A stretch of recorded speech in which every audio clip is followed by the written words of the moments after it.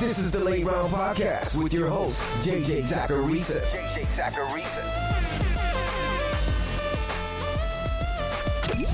What's up, everyone? It's JJ Zachariason, the editor-in-chief at FanDuel and at NumberFire.com, and this is episode 367 of the Late Round Podcast, one of many shows that are part of the FanDuel Podcast Network. Thanks for tuning in.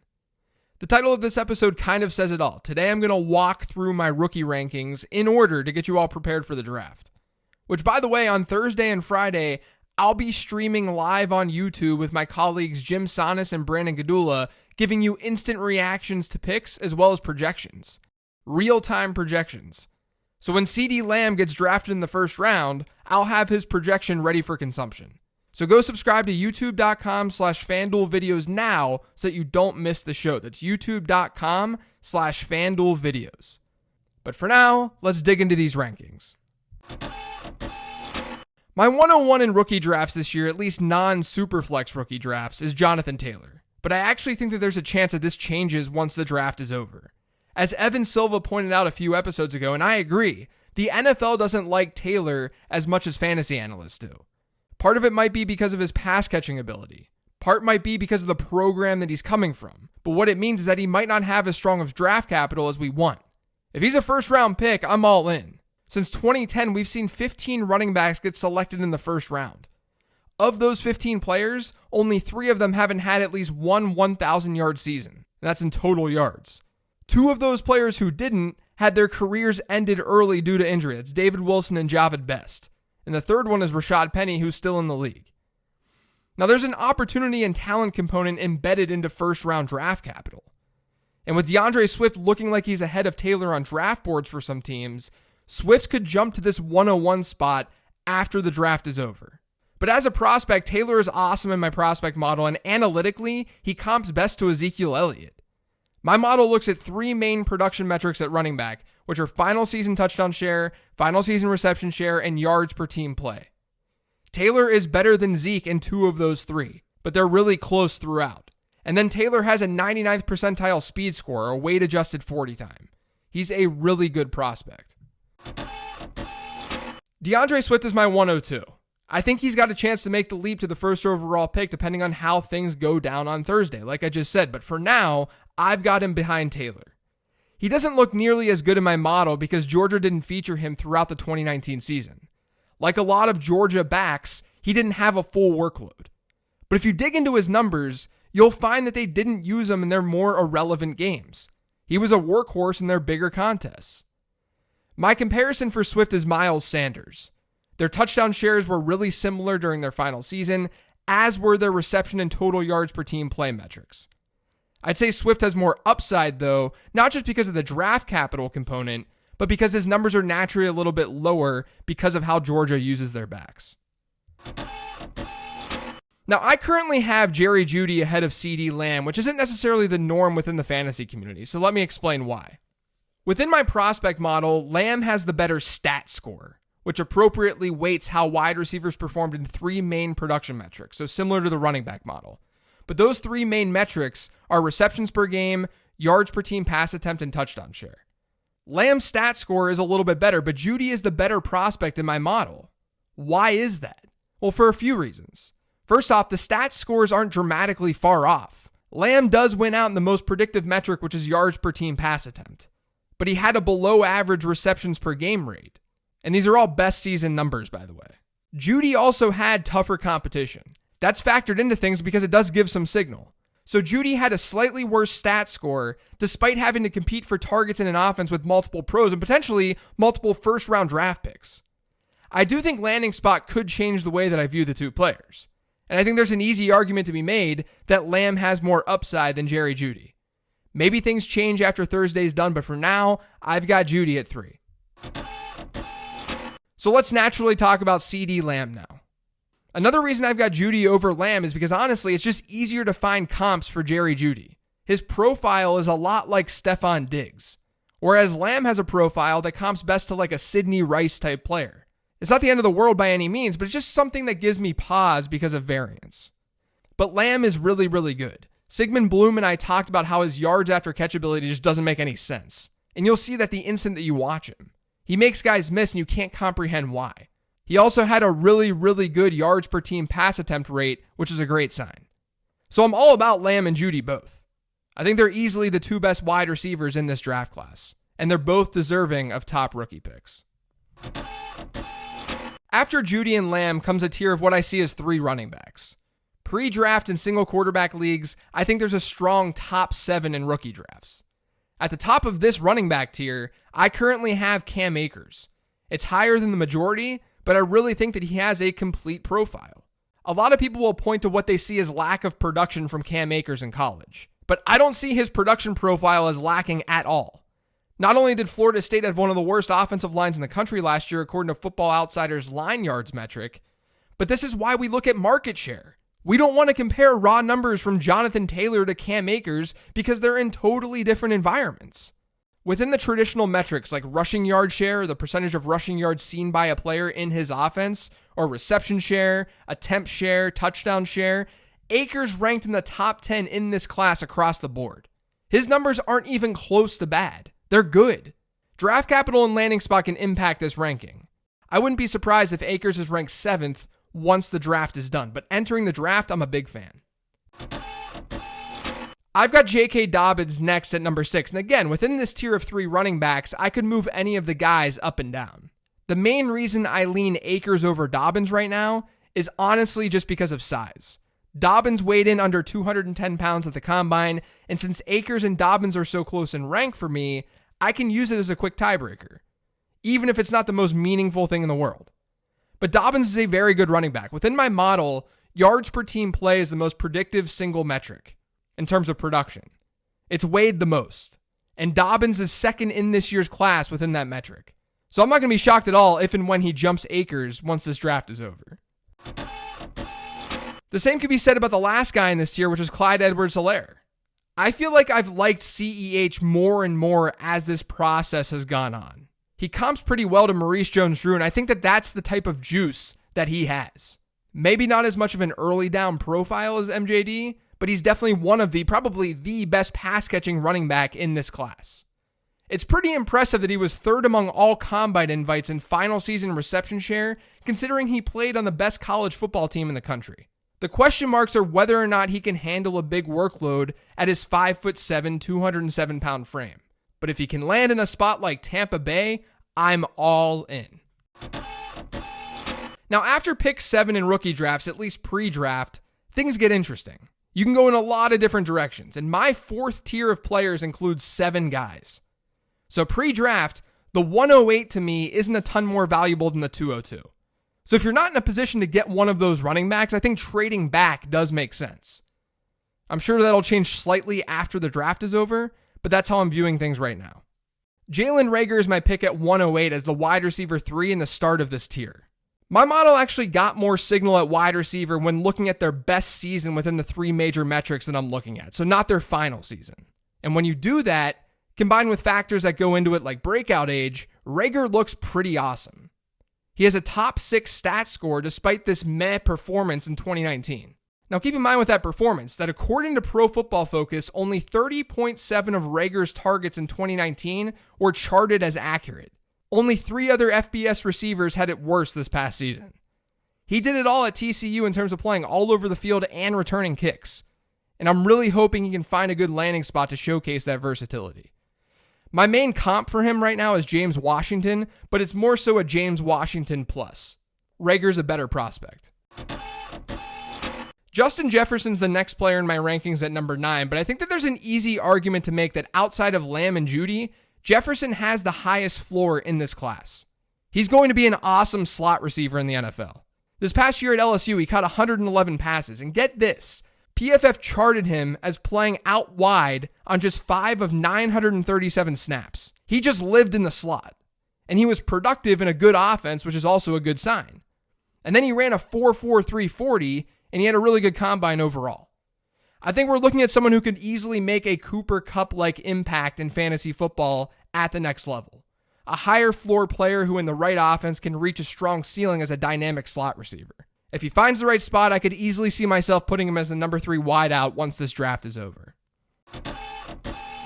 At 10 on my pre-draft rankings list is Denzel Mims. He's risen a lot over the last couple of months. And as you heard on the wide receiver show this past week with Sigmund Bloom, Bloom's really into him too.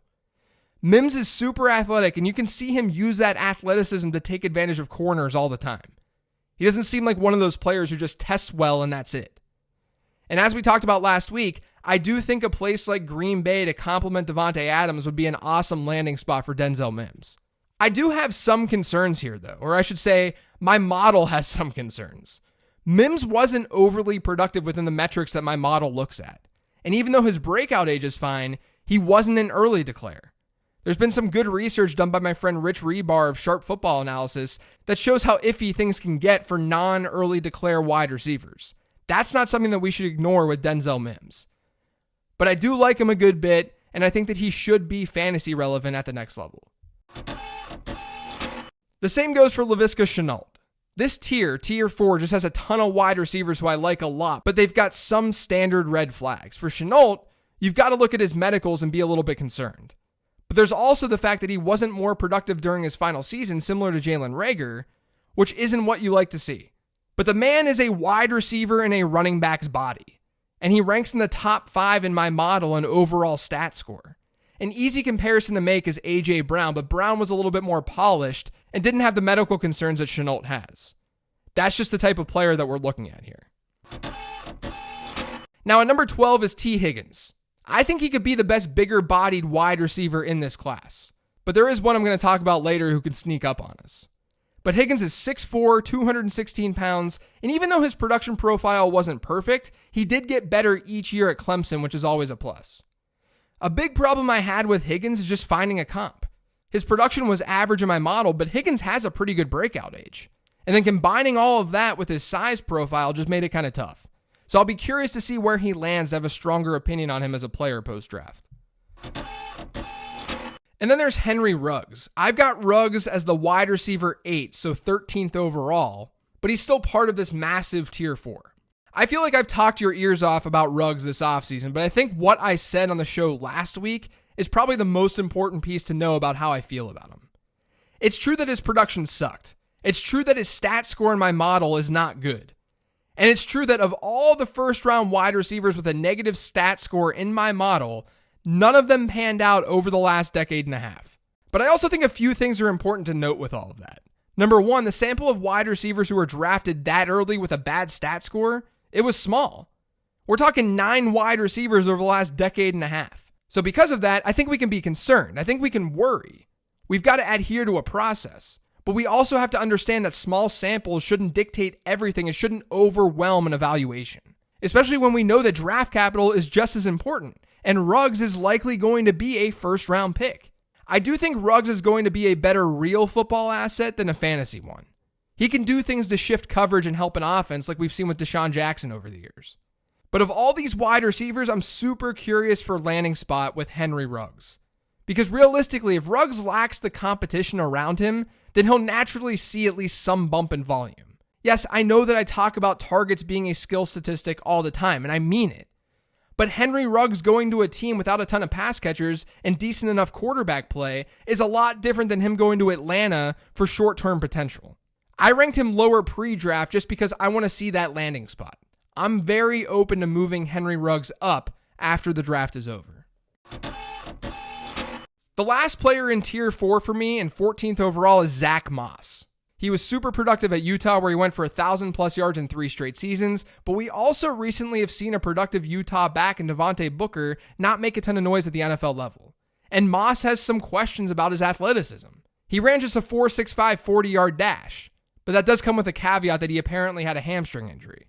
But it still puts this thought in your head of, what if we're looking at another David Montgomery?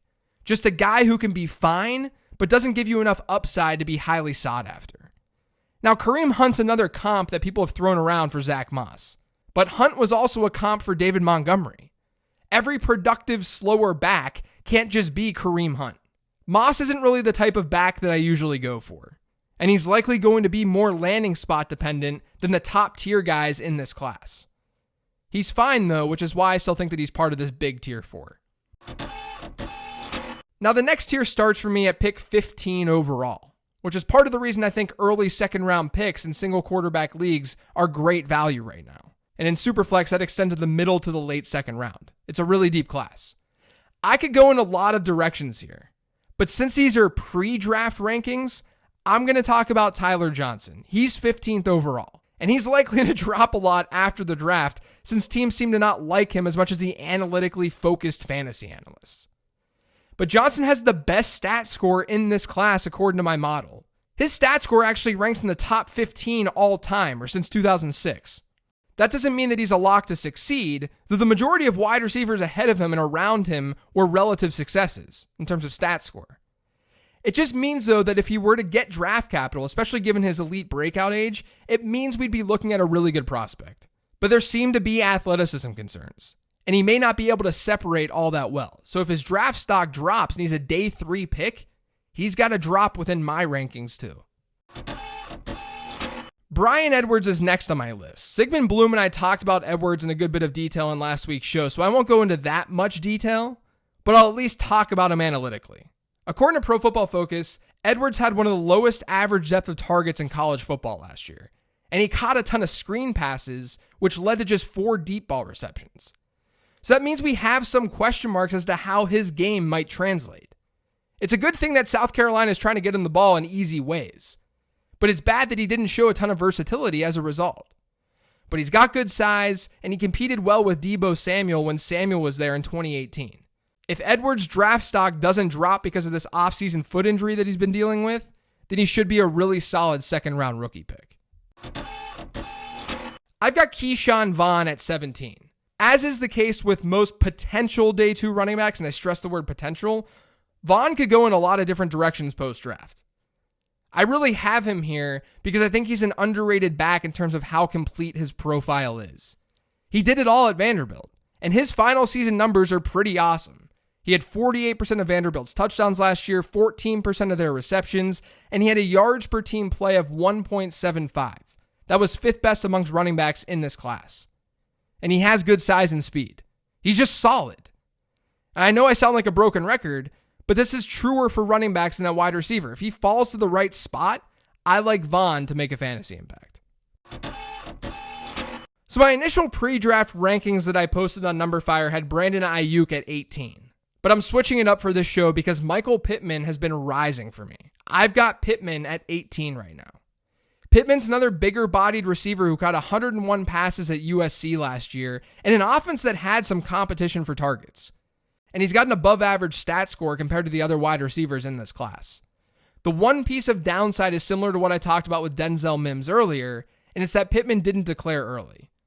But he's got the physicality and athleticism to go along with his big size to have a shot to be an alpha in this class.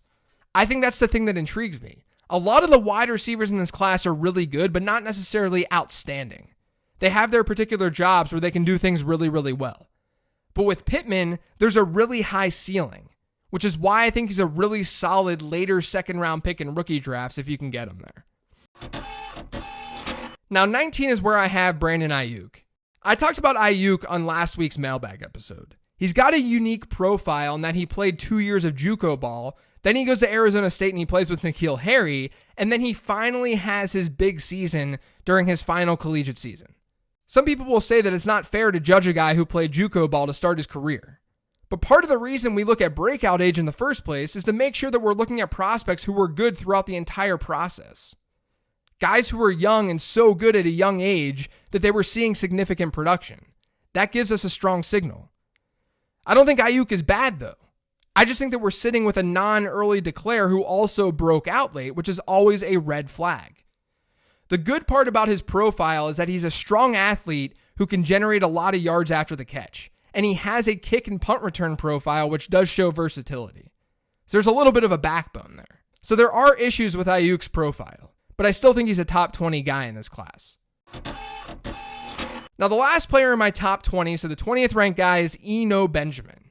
Benjamin weighed in at 207 pounds at the combine, which was actually 12 pounds more than his Senior Bowl weight.